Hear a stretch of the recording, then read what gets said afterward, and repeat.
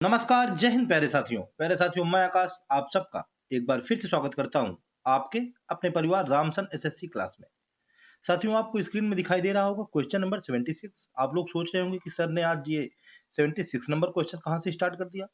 तो मैं आपको बताना चाहता हूं कि जितने भी हमारे स्टूडेंट हैं यूपी पुलिस के, उन सभी के लिए मैंने कल से स्टार्ट किया था रोजगार विद अंकित के जो अंकित भाटी सर है, उन्होंने जो 20 मॉडल पेपर निकाले थे आप लोगों के लिए, उसी टोटल मॉडल पेपर का मैंने आप लोगों के लिए सॉल्यूशन कल से स्टार्ट करवा दिया था। ठीक है, तो 75 नंबर क्वेश्चंस तक हम लोगों ने कल सॉल्व कर लिए थे, जो कि जीके जीएस और हिंदी से रिलेटेड थे। आज 75 के आगे 76 से लेकर के 90 नंबर क्वेश्चन तक मैंने आप लोगों के लिए मैथ के सॉल्व करवाए हैं। ठीक है, तो आप लोग मैथ का सेशन है तो नोटबुक और पेन लेकर के मेरे साथ में बैठिए और हर एक क्वेश्चन को, क्योंकि मैं विद इन सेकंड के अंदर आप लोगों को सॉल्व करके दिखाऊंगा, तो आप लोग भी इसी स्पीड में इस क्वेश्चन को सॉल्व कीजिए और जो भी आपके आंसर निकल के आए उस आंसर को मुझको कमेंट करके जरूर बताइएगा। ठीक है ना, तो चलिए हम लोग बिना देरी के शुरू करते हैं आज का अपना इंपॉर्टेंट सेशन। देखते हैं क्वेश्चन नंबर 76। कह रहा है कि यदि 2 प्लस ब्रैकेट के अंदर कुछ दिया हुआ है बराबर 17 तो ए का मान ज्ञात करें। पहला क्वेश्चन आ गया बॉड मास से रिलेटेड, यानी कि सिंप्लीफिकेशन कह दीजिए उसको, चाहे बॉड मास कह दीजिए। बॉड मास क्या होता है कि ये सबसे पहले जो बी है इसका मतलब है ब्रैकेट। सबसे पहले हमको ब्रैकेट सॉल्व करना होता है, फिर उसके बाद ऑफ, अगर कहीं पे ऑफ लिखा है कि 2 ऑफ 3 ऐसा, तो ऑफ कहीं नहीं लिखा है। उसके बाद डी से हो जाता है डिवीजन यानी कि डिवाइड यानी कि भाग, एम से मल्टीप्लाई यानी कि गुणा हमको सॉल्व करना है, फिर ए से ऐड और एस से सब्ट्रैक्शन यानी कि माइनस करना होता है। तो सबसे पहले हमको ब्रैकेट सॉल्व करना होता है। तो चलिए देखते हैं कि ब्रैकेट ये है हमारा ब्रैकेट। ब्रैकेट में अंदर एक और ब्रैकेट दिया है, सबसे पहले हम इस अंदर वाले ब्रैकेट को सॉल्व करेंगे। तो ये 0.7 मल्टीप्लाई 3, जब 0.7 का 3 में मल्टीप्लाई कराएंगे तो ये निकल के आ जाएगा 7 त्रिका 21 यानी कि 2.1। फिर 2.1 का 6.3 में डिवाइड कराना है, यानी कि 21 का 63 में डिवाइड कराएंगे तो 21 का 21, 21 दूनी 42, 21 तिरका 63, यानी कि यहाँ से टोटल ब्रैकेट की वैल्यू निकल के आएगी केवल 3, यानी कि ये हो जाएगा 2 लिखा था तो 2 प्लस इस ब्रैकेट की वैल्यू निकल के आ गई 3 प्लस ये 25 इंटू ए, ये आ जाएगा 25 ए इज इक्वल टू ये जो 0.5 है माइनस का, इसको हम उधर ले जाएंगे तो 17 में ऐड हो जाएगा तो ये आ जाएगा 17.5, इतना निकल के आ गया। ये 2 3 और ये 2 प्लस 3 ये कितना हो गया 5 हो गया। 5 को जब उधर लेके जाएंगे तो 17.5 में माइनस हो जाएगा, तो यहाँ से निकल के आएगा 25 ए बराबर 17.5 माइनस 5 यानी कि निकल के आएगा 12.5। 17.5 में से 5 चले जाएंगे, 12.5 बच जाएंगे। ठीक है, ये हमने पॉइंट हटा दिया, नीचे जीरो बढ़ा लिया, इसको काट देंगे 25 एकम 25, ये आ जाएगा 25 पंचे 125, यानी कि ए बराबर 5/10 यानी कि 0.5। हमसे पूछ रहा था ए की वैल्यू कितनी होगी, ए की वैल्यू ऑप्शन नंबर बी क्या हो जाएगा, बिल्कुल राइट आंसर हो जाएगा। ठीक है, 0.5 ये होगी ए की वैल्यू। ठीक है ना, आप लोगों ने देख लिया। अगर आप लोगों को मुझको बताना नहीं होता तो फिर मैं इसको अभी तक 1 सेकंड के अंदर सॉल्व कर चुका होता। ठीक है, तो आप लोग इसको देखिए और सेम इसी टाइप से स्टाइल से सॉल्व कीजिए, ज्यादा बार बार लिखना नहीं होता है क्वेश्चन को। ठीक है, क्वेश्चन के ऊपर ही हम लोग क्वेश्चन को सॉल्व कर देते हैं। चलिए हम लोग नेक्स्ट क्वेश्चन देख लेते हैं, क्वेश्चन नंबर 77। कह रहा है कि ए और बी एक व्यवसाय में 3:2 के अनुपात में निवेश करते हैं। यदि कुल लाभ का 5% दान में जाता है और ए का हिस्सा 1710 है तो कुल लाभ ज्ञात कीजिए। दोस्तों जब ऐसा क्वेश्चन आता है तो इसमें क्या होता है, सबसे इंपॉर्टेंट चीज कि जिस रेशियो में निवेश होता है उसी रेशियो में लाभ होता है। निवेश बराबर क्या होता है, निवेश बराबर होता है प्रॉफिट यानी कि लाभ। यानी कि हमको निवेश का रेशियो दिया है 3:2, तो लाभ का रेशियो भी कितना हो जाएगा, वो भी हो जाएगा 3:2।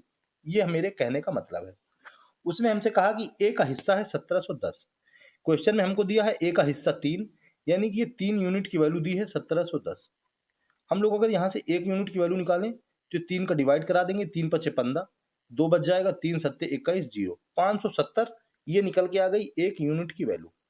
हमारा प्रॉफिट है 3:2, यानी कि अगर हम लोग टोटल प्रॉफिट निकालना चाहें, टोटल प्रॉफिट कितना निकल के आएगा, टोटल प्रॉफिट बराबर टोटल प्रॉफिट 3 + 2 5 हो जाएगा, 5 गुणे 1 यूनिट की वैल्यू हम लोगों ने निकाली 570, यानी कि 5 गुणे 570 मल्टीप्लाई करा दीजिए, 500, 5 सत्ते 35 की 5 कैरी लग जाएगा 3, 5 5 जो 25 और 3 28, 2850 ये निकल के आ गया टोटल लाभ।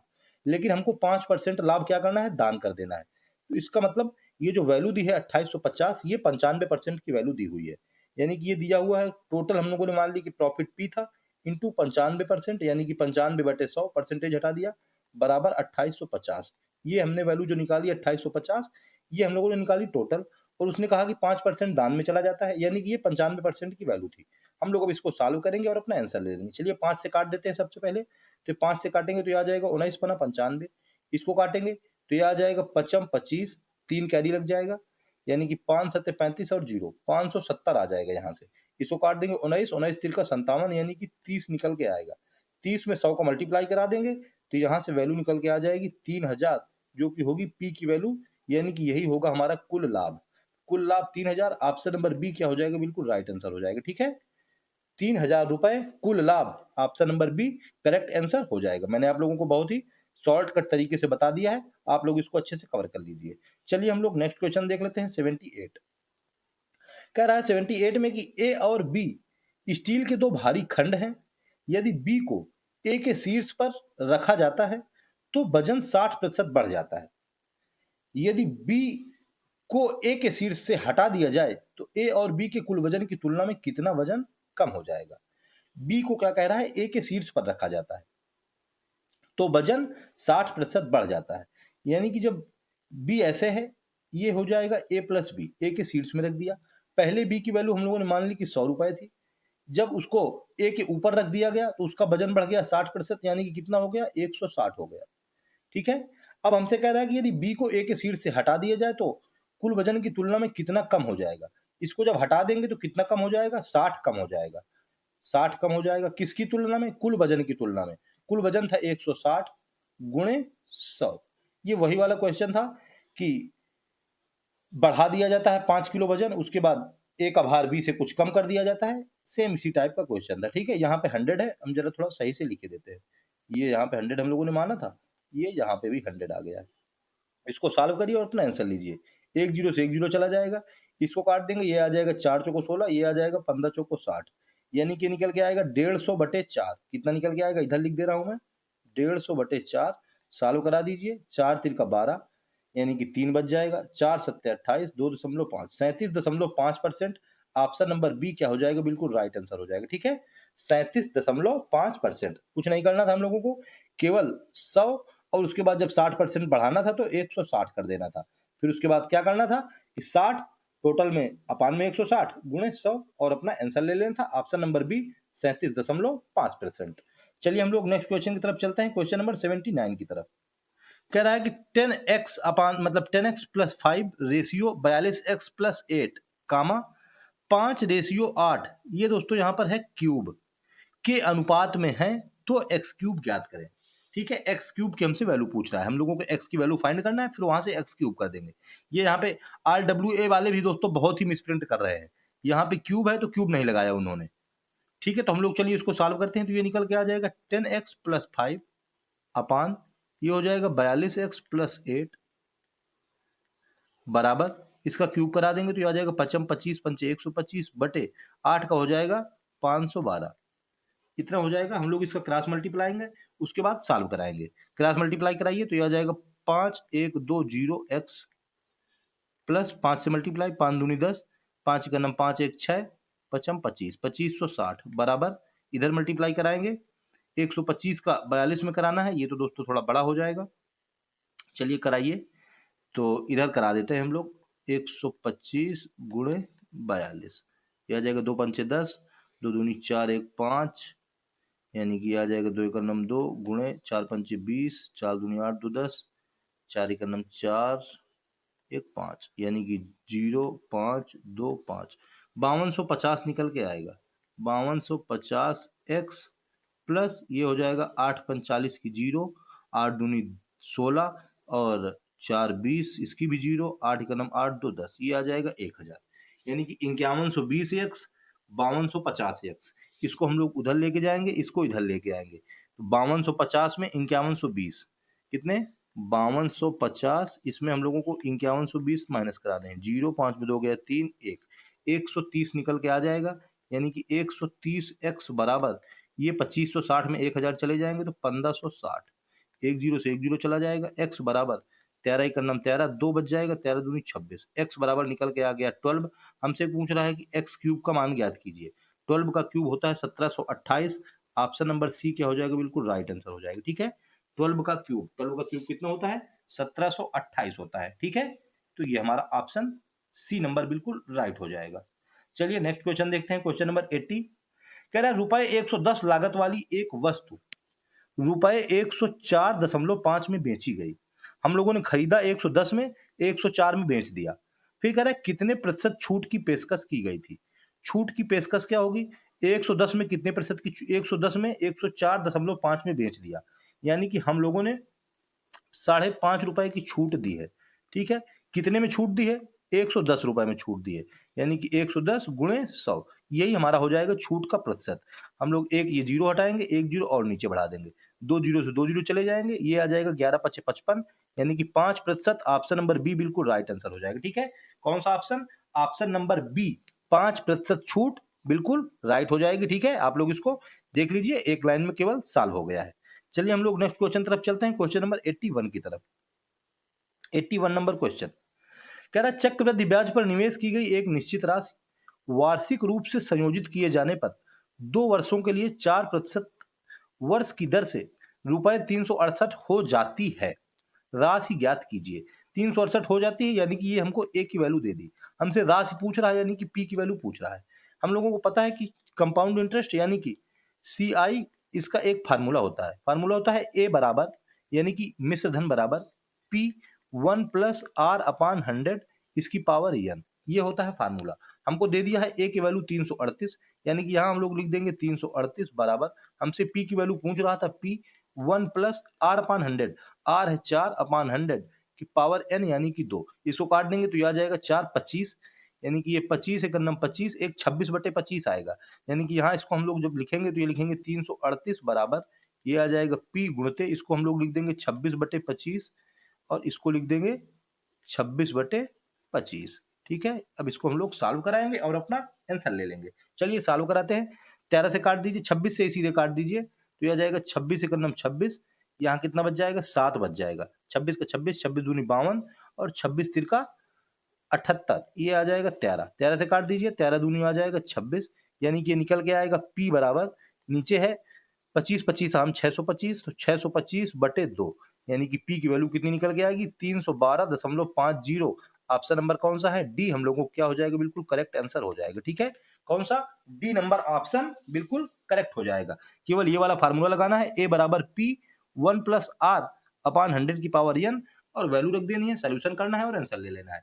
मैथ का क्वेश्चन है तो सोल्यूशन तो आपको करना पड़ेगा। सोल्यूशन आप लोग देखिए कि मैं कैसे इधर से उधर काट देता हूँ, आप लोग भी काटिए और अपना आंसर मुझको निकाल करके तुरंत बताइए। ठीक है? चलिए हम लोग नेक्स्ट क्वेश्चन देख लेते हैं, क्वेश्चन नंबर 82। कह रहा है कि नीचे दी गई भिन्न में से कौन सी भिन्न 13/19 के बराबर नहीं है? यानी कि इसमें जो 4 ऑप्शन दिए हैं उसमें 3 ऑप्शन 13/19 के बराबर है, एक ऑप्शन 13/19 के बराबर नहीं है। तो चलिए हम लोग उसको खोजते हैं। यानी कि जो 39/57 दिया है इसमें हम लोग 3 से डिवाइड कराएंगे। 39/3 यानी कि ये निकल के आ गया 13, 57/3 ये निकल के आ गया 19। ठीक है? इधर ऐसे सेकंड नंबर ऑप्शन में इसमें 7 से डिवाइड कराएंगे। 91/7 यानी कि 13, 133/7 यानी कि ये आ जाएगा 19। तो ये भी आ गया 13/19। अब ऑप्शन नंबर थर्ड की तरफ चलते हैं। 195 यानी कि हमको लगता है यहाँ पे हम लोगों को 15 से डिवाइड कराना पड़ेगा। अपान 15 कराएंगे तो ये आ जाएगा 15 का नम 15, यहाँ बच जाएगा 4, 15 तिरका 45। नीचे भी 15 से डिवाइड करा दीजिए तो ये आ जाएगा 15 का नम 15, यहाँ पे बच जाएगा 9। यानी कि ये दोस्तों नहीं जा रहा है 15 9 यानी कि 15 छक्का 90 होता है, लगभग 13/16 निकल के आ रहा है। तो यही ऑप्शन ऑप्शन नंबर सी क्या हो जाएगा? हम लोगों को बिल्कुल राइट आंसर हो जाएगा। ठीक है? यही दोस्तों 13/9 के बराबर नहीं है। अगर हम लोग ऑप्शन नंबर डी भी चेक करना चाहें, इसमें हम लोग 16 से डिवाइड कराते हैं। डिवाइड 16 तो ये आ जाएगा 16 का नम 16, यहाँ 4 बच जाएगा, 16 तिरका 48। इसमें भी 16 से डिवाइड करा दीजिए तो ये निकल के आ जाएगा 16 का नम 16, यहाँ पे बच जाएगा 14, 16 नहीं है 144 यानी कि 13/19 ये भी निकल के आ रहा है। ऑप्शन नंबर सी हम लोगों का इस क्वेश्चन का बिल्कुल करेक्ट आंसर हो जाएगा। कौन सा? 195/247 ये 13/19 के बराबर नहीं है। ठीक है? चलिए हम लोग नेक्स्ट क्वेश्चन देख लेते हैं, क्वेश्चन नंबर 83। कह रहा है कि सी एक कार्य को 24 दिनों में और डी 16 दिनों में कर सकता है। उन्होंने एक साथ कार्य शुरू किया लेकिन डी ने कार्य पूरा होने से 4 दिन पहले कार्य छोड़ दिया, तो कार्य कितने दिनों में पूरा हुआ था? क्या कह रहा है कि सी एक कार्य को 24 दिनों में पूरा करता है, ठीक है? डी एक कार्य को 16 दिनों में पूरा करता है, ठीक है ना? ये हो गए हमारे 24 दिन और 16 दिन। मैंने आपको बताया कि वर्क एंड टाइम के क्वेश्चन हम लोग एलसीएम मेथड से करते हैं। 24 और 16 का हम लोगों ने एलसीएम निकाला तो निकल के आ गया 48 यूनिट। 48 यूनिट यानी कि यही होता है हमारा टोटल वर्क। जितना हमारा एलसीएम निकल के आता है वही टोटल वर्क होता है। अब 48 यूनिट तो टोटल वर्क निकल के आ गया। अब हम लोग क्या करेंगे कि सी की इफिशियंसी यानी कि कार्य क्षमता निकालते हैं और डी की इफिशियंसी यानी कि कार्य क्षमता निकालते हैं। 24 का जब 48 में डिवाइड कराएंगे तो ये निकल के आएगा 24 दूनी 48 यानी कि 2 यूनिट कार्य क्षमता है सी की। सी एक दिन में 2 यूनिट काम करता है। इसी प्रकार हम लोग डी की निकालेंगे, 48 में 16 का डिवाइड कराएंगे तो ये आ जाएगा 16 तिरका 48 यानी कि डी एक दिन में 3 यूनिट काम करता है। उसने हमसे कहा कि डी ने कार्य पूरा होने से 4 दिन पहले कार्य छोड़ दिया। अगर डी ने 4 दिन पहले कार्य ना छोड़ा होता, आप लोग ये मानिए कि अगर ना छोड़ा होता तो क्या करता, एक दिन में वो 3 यूनिट काम करता है। अगर उसने काम ना छोड़ा होता तो वो 4 दिन और काम करता, यानी कि 4 गुणे 13 मतलब 4 गुणे 3 यानी कि 12 यूनिट काम और कर देता। कितना? 12 यूनिट काम और हो जाता।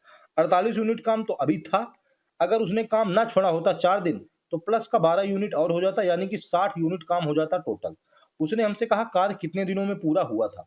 60 यूनिट काम होता टोटल और दोनों की इफिशियंसी 3 + 2 ये हो जाएगा बटे 5 यानी कि बराबर निकल के आ जाएगा 12 दिन। कौन सा ऑप्शन है वही हम लोगों को बिल्कुल राइट आंसर हो जाएगा, 12 डेज। ऑप्शन नंबर सी बिल्कुल राइट आंसर हो जाएगा। ठीक है, उसने हमसे कहा कि 4 दिन के लिए छोड़ दिया, हम लोगों ने उसको नहीं छुड़वाया, हम लोगों ने उसको भी ऐड करवा दिया। तो हमारा 48 12 60 ये टोटल हमारा काम निकल के आ गया। अगर डी भी साथ में लगा है तो कह रहा है कार्य कितने दिनों में पूरा हुआ, तो हम लोगों ने टोटल 3 + 2 5 यूनिट 60 से डिवाइड करा दिया, 12 दिन। ऑप्शन नंबर सी बिल्कुल करेक्ट आंसर हम लोगों को निकल के आ गया। ठीक है, चलिए हम लोग नेक्स्ट क्वेश्चन देख लेते हैं, क्वेश्चन नंबर 84। मुझको उम्मीद है कि आप लोगों को ये क्वेश्चन पसंद आ गया होगा। अगर दोस्तों आप लोगों को क्वेश्चन समझ में आया हो, मेहनत पसंद आई हो और वीडियो अच्छा लग रहा हो तो वीडियो को एक लाइक जरूर कर दीजिएगा और अगर चैनल पर नए हो तो चैनल को सब्सक्राइब कर लीजिएगा। चलिए हम लोग क्वेश्चन नंबर 84 देखते हैं। कह रहा है कि उस समबाहु त्रिभुज का क्षेत्रफल ज्ञात कीजिए जिसकी भुजाएं 0.2 सेंटीमीटर के बराबर है। समबाहु त्रिभुज यानी कि जिसकी सभी भुजाएं बराबर हो, यानी कि सम हो, यानी कि सम का मतलब बराबर हो, इक्वल हो। ऐसा क्षेत्रफल समबाहु त्रिभुज का क्षेत्रफल। हमसे एरिया पूछ रहा है। एरिया क्या होता है? एरिया बराबर होता है √3/4 इंटू भुजा स्क्वायर यानी कि साइड स्क्वायर, ये होता है फार्मूला। हमको दे दिया है साइड 0.2 यानी कि आ जाएगा √3/4 इंटू 0.2 का हमको स्क्वायर करा देना है तो 2 2 जा 4 यानी कि 1 1 2 यानी कि 0 पॉइंट इतना निकल के आ जाएगा। हम लोग इसका पॉइंट हटाएंगे और नीचे 2 0 बढ़ा देंगे, ये 4 से 4 चला जाएगा यानी कि ये निकल के आ जाएगा √3/100। एरिया हो जाएगा सेंटीमीटर स्क्वायर। जो भी हो ऑप्शन वही हो जाएगा हम लोगों का correct answer. Option number D बिल्कुल राइट आंसर निकल के आ गया। ठीक है, कौन सा? √3/100 centimetre square. D number option क्या हो जाएगा? बिल्कुल करेक्ट आंसर हो जाएगा। ठीक है ना, चलिए हम लोग नेक्स्ट क्वेश्चन देख लेते हैं, क्वेश्चन नंबर 85, क्योंकि हमारा सेशन जो है थोड़ा लंबा होता हुआ चला जा रहा है। कह रहा है एक परिवार में 2 दादा दादी, 2 माता पिता और 4 पोते पोतियां हैं। दादा दादी की औसत आयु 67 वर्ष, माता पिता की औसत आयु 35 वर्ष और पोते पोतियों की औसत आयु 9 वर्ष है। तो परिवार की औसत आयु क्या है? दादा दादी कितने हैं? वो हैं 2 लोग। मम्मी पापा कितने हैं? वो हैं 2 लोग। और पोते पोतिए कितने हैं? वो हैं 4 लोग। यानी कि अगर हम लोग यहाँ से रेशियो निकालें तो रेशियो कितना निकल के आएगा? 2 से डिवाइड करा देंगे तो 1:1:2 ये निकल के आ गया रेशियो दादा दादी माता पिता और पोते पोतियों का। हमको उनकी एवरेज आयु दे दी है, औसत आयु। हमसे पूछ रहा है कि बताइए परिवार की टोटल औसत आयु क्या होगी। इसलिए टोटल औसत आयु क्या हो जाएगी? औसत आयु बराबर क्या हो जाएगी? औसत यानी कि एवरेज बराबर क्या होता है? टोटल अपान संख्या। क्या होता है? टोटल अपान संख्या। तो क्या है कि दादा दादी एक के यूनिट मतलब एक के रेशियो में, यानी कि ये हो जाएगा 67 × 1 प्लस इसी प्रकार माता पिता की औसत आयु 35, इसका टोटल निकालेंगे तो ये आ जाएगा 35 × 1 प्लस बच्चे बच्ची यानी कि पोते पोतियां औसत आयु 9 है, गुणे इनकी संख्या कितनी है? संख्या है 2 यानी कि अपान 2 अपान टोटल कर देंगे 1 + 1 + 2 1 + 1 + 2। इसको सॉल्व कराएंगे और अपना आंसर ले लेंगे। ये आ जाएगा 67 एकन्नम 67, 35 एकन्नम 35, 9 दूनी 18। इसको जब जोड़ देंगे तो कितना आएगा? 120 निकल के यहाँ से आ जाएगा। ये आ जाएगा 2 1 3 1 4 यानी कि इसको जब सॉल्व कराएंगे 4 3 12 30 वर्ष। ऑप्शन नंबर बी बिल्कुल राइट आंसर निकल के आ जाएगा। ठीक है, परिवार की औसत आयु कितनी हो जाएगी? 30 वर्ष हो जाएगी। अगर दोस्तों ये आप लोगों को समझ में नहीं आया कि 1:1:2, तो आप लोग 2 और 4 से भी कर सकते हैं। यहाँ क्या करेंगे, 67 मल्टीप्लाई करा देंगे 2 से, यहाँ पे 35 मल्टीप्लाई करा देंगे 2 से, यहाँ 92 मल्टीप्लाई करा देंगे 4 से। जब यहाँ मल्टीप्लाई कराएंगे तो यहाँ फिर ऐड कराना पड़ेगा 2 प्लस का 2 प्लस का 4। इसको सॉल्व करेंगे तब भी निकालेंगे तो आंसर हमारा 30 वर्ड्स ही निकल के आएगा। ठीक है, ऑप्शन नंबर बी बिल्कुल करेक्ट हो जाएगा। चलिए हम लोग नेक्स्ट क्वेश्चन देख लेते हैं। क्वेश्चन नंबर 86 कह रहा है कि 27 वस्तुओं का क्रय मूल्य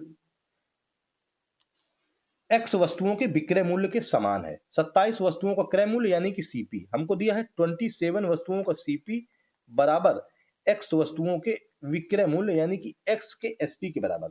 हम लोग यहाँ से सीपी अपान एसपी का रेशियो निकालेंगे तो ये निकल के आएगा एक्स अपान 27 यानी कि सीपी की वैल्यू कितनी निकल के आ गई, वो एक्स, एसपी की वैल्यू निकल के आ गई 27। हमसे कह रहा है कि यदि लाभ 35% है तो यक्स का मान ज्ञात करें। लाभ प्रतिशत का फार्मूला क्या होता है, यानी कि ये हमको दिया है 35%, लाभ प्रतिशत बराबर होता है एसपी माइनस सीपी यानी कि 27 माइनस एक्स अपान सीपी यानी कि सीपी है एक्स इंटू 100। ये होता है लाभ प्रतिशत का फार्मूला। तो ये हमको दिया है 35% के बराबर, ये हम लोगों ने कर दिया।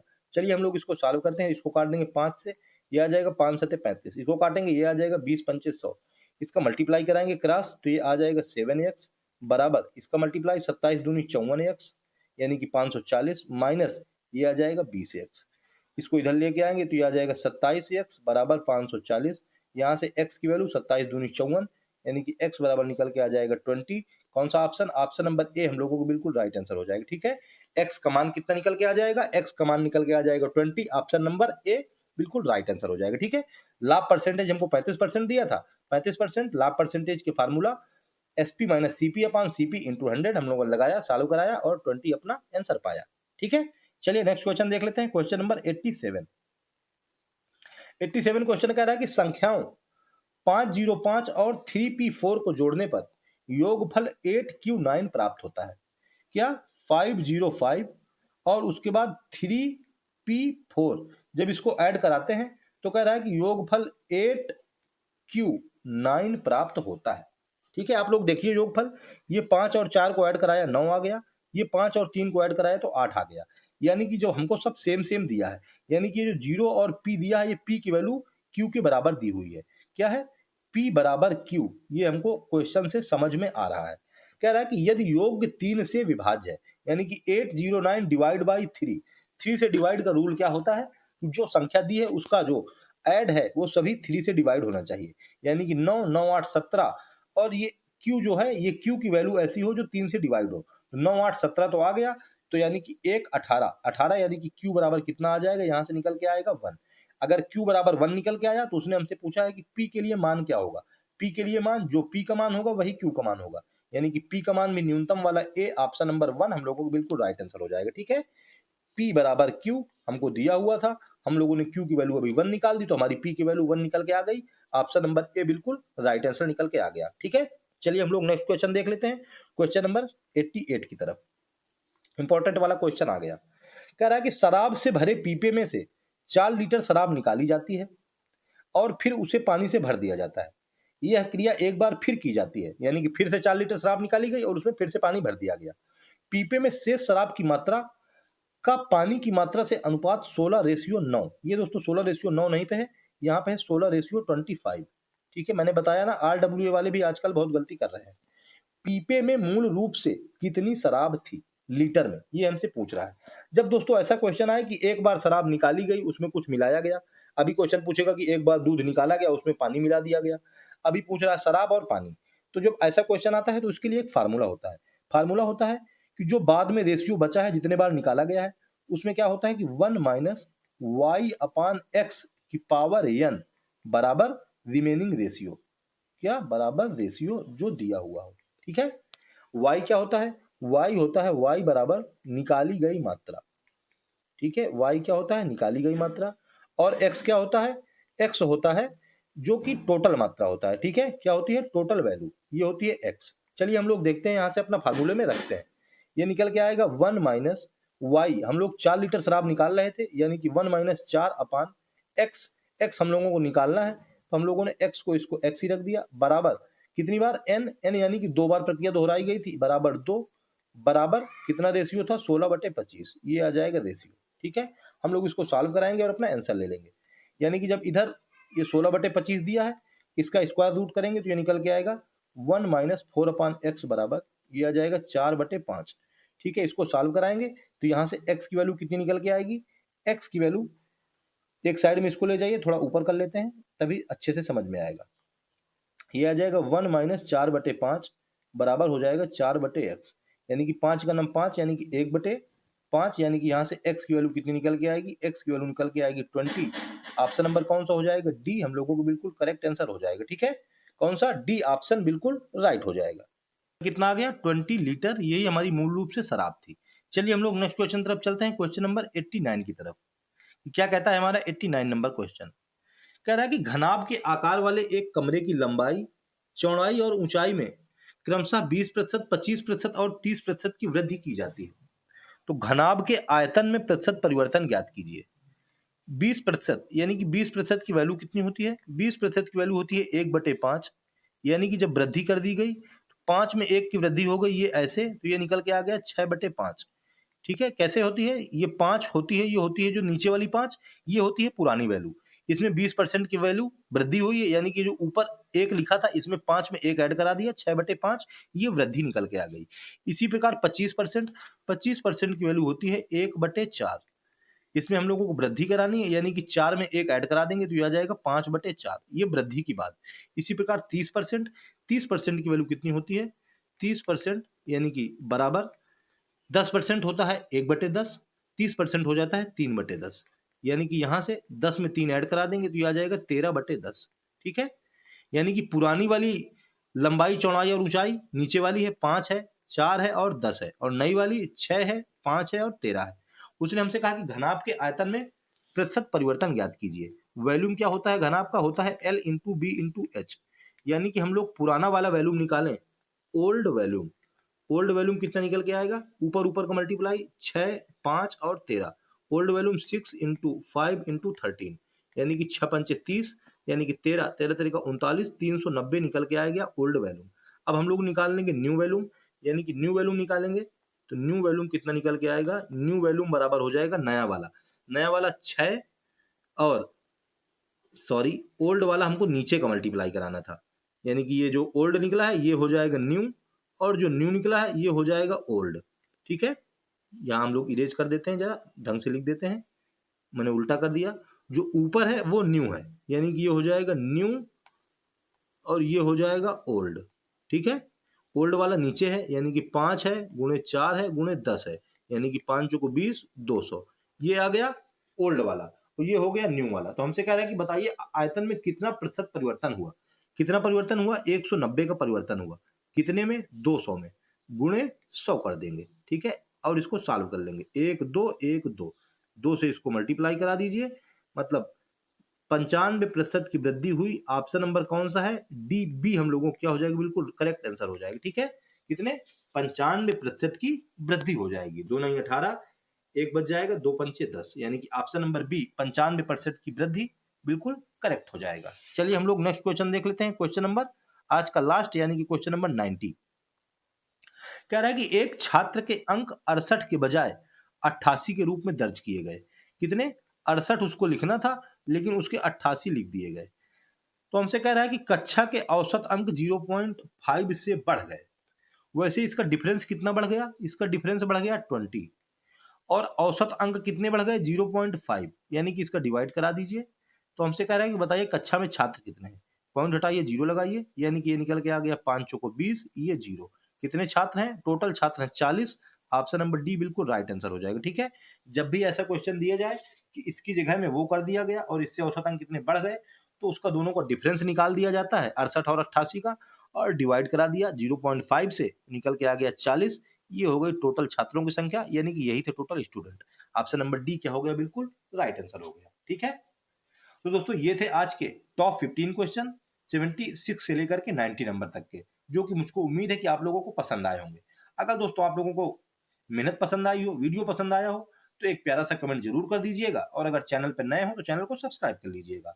ठीक है, तो ठीक है दोस्तों, आप लोग इस सेशन को कंप्लीट कीजिए, तैयार कीजिए। मिलते हैं नेक्स्ट सेशन में, तब तक के लिए जय हिंद, जय श्री राम।